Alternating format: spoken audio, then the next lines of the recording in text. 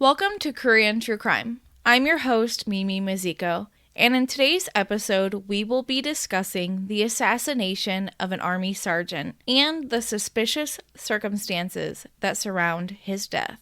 On a cold winter day, December 11, 2001, in northwestern South Korea, Gyeonggi-do, an army sergeant named Yeom Soon-deok came home from work earlier than normal. His wife was cooking dinner and his son was playing, and his son was really excited for his dad to come home early because he often worked late nights, but unfortunately Soon-deok had to tell his family he wouldn't be home for very long because he was expected to attend a company dinner, which in Korea is called Hoeshik.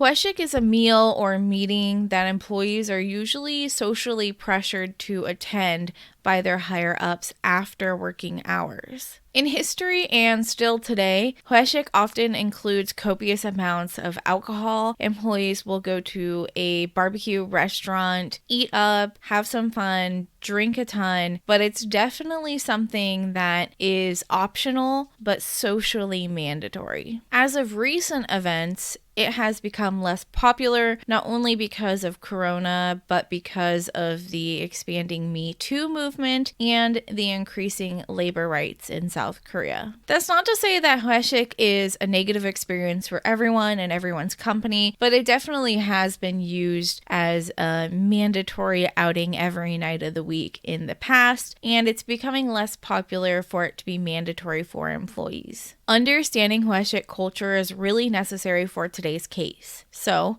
just know this. It's an after-hours meeting with your boss where you usually eat and consume a lot of alcohol to blow off some steam. Now back to Yeom Soon-deok. He had just come home, told his wife that he couldn't stay for dinner, told his son he couldn't play with him that night, changed his clothes, and rushed out the door. According to colleagues and his wife, he went to a nearby restaurant with two army soldiers and a fellow sergeant, Sergeant Lee. Together, they drank a few rounds of soju, played a few drinking games, ate a ton of meat, and were having a great evening. After a short while, another soldier joined them at dinner, Lieutenant Hong Jun-e, and together they polished off another 10 bottles of soju between the five of them. So, needless to say, they were intoxicated. The night was still young at 8:30 p.m., so the men decided to take the party upstairs to the second floor noraebang, which is a karaoke room. They decided to drink a little bit more, have a joyous time, and sing some K-pop.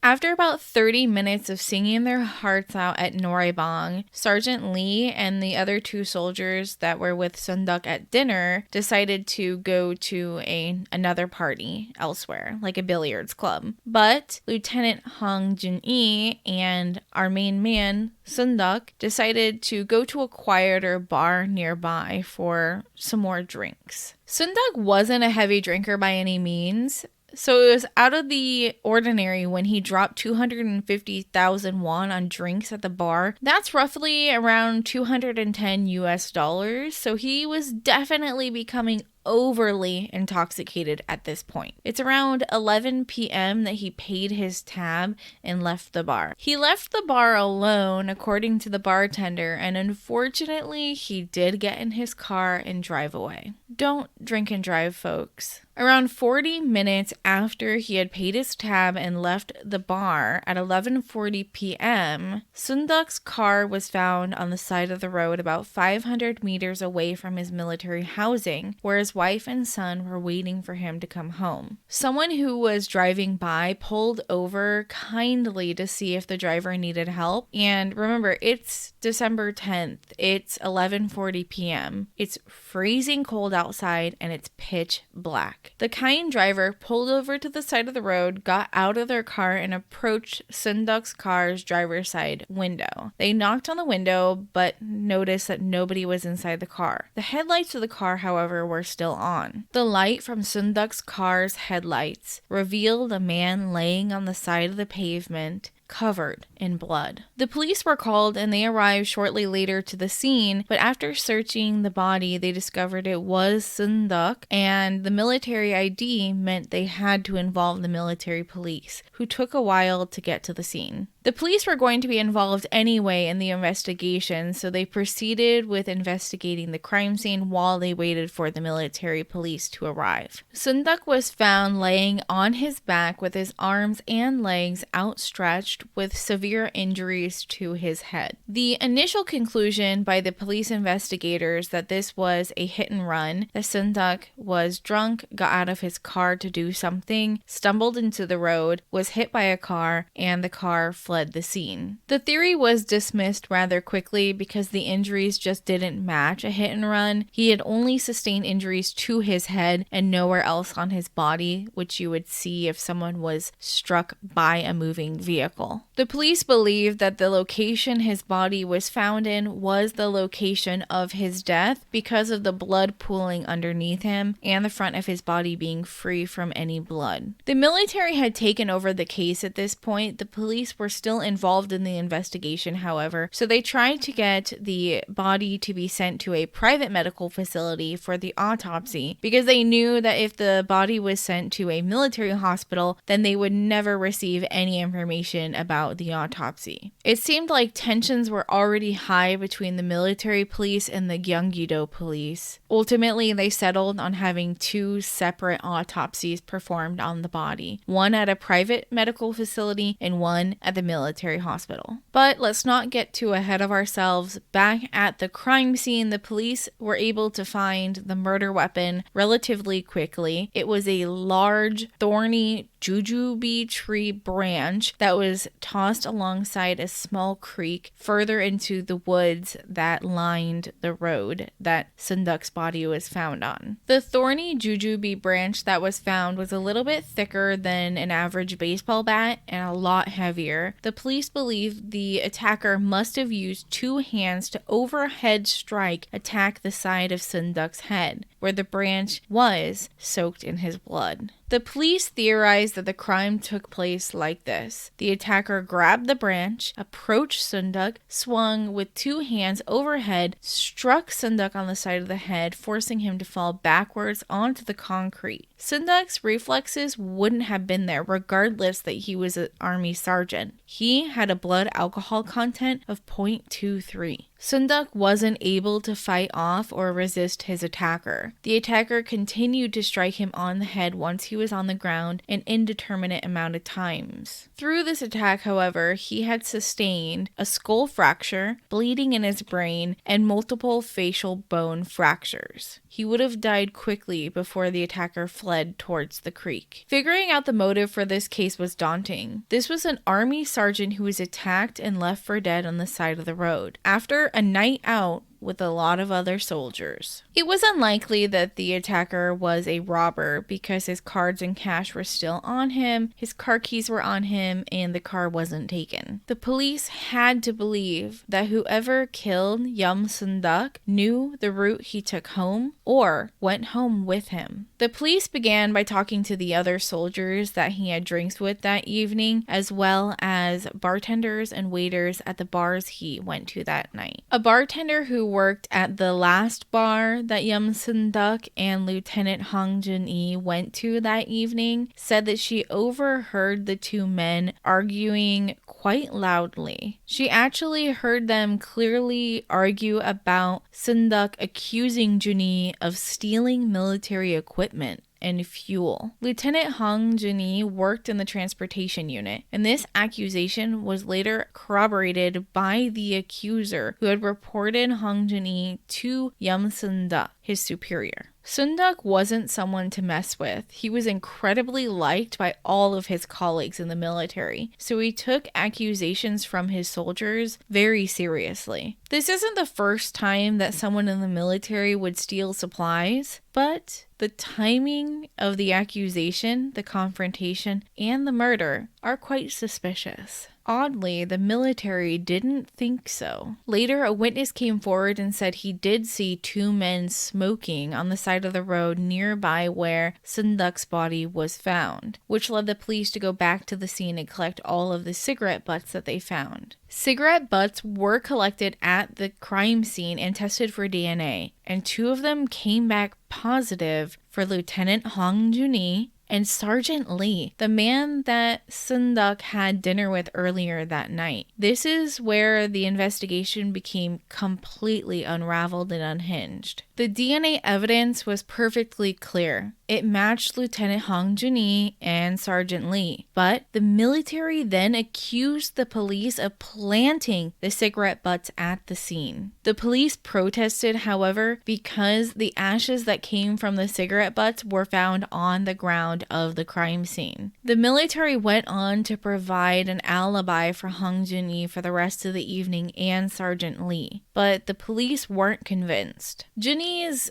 alibi at this point was that he left the bar with Yeom Soon-deok and went to a billiards club with a few of the other soldiers they had dinner with that night, including Sergeant Lee and a new man, a military contractor. The military at this point had almost full control of the investigation and could steer it any direction they wanted. The Gyeonggi-do police were no longer able to investigate Jun-hee, who was their main suspect. So, with little to go on, they essentially dwindled down the investigation to one third-year investigator. And of course, having one single investigator on the case led to them not being able to produce any resolutions or results. The military contractor was the only person whose alibi was able to be used for the investigation, and there were no cross-verification attempts for the bartenders, waiters, or patrons of the bars. If you followed any of my cases that involve the Korean military police, then you'll know that they definitely are secretive and they're willing to protect their own, even in this case, if the victim is one of their own. Yeom Soon-deok's wife, child, and family mourned his loss, but they weren't able to have a funeral service because between the military